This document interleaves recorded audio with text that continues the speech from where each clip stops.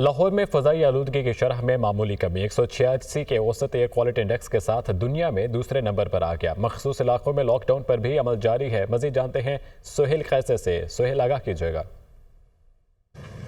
देखें, आज लाहौर में आलूदगी के हवाले से थोड़ी सी अच्छी खबर है कि आज लाहौर में आलूदगी का जो तनासुब है उसमें कदरे कमी रिकॉर्ड की गई है और ये 186 की सतह पर नीचे आ गया है।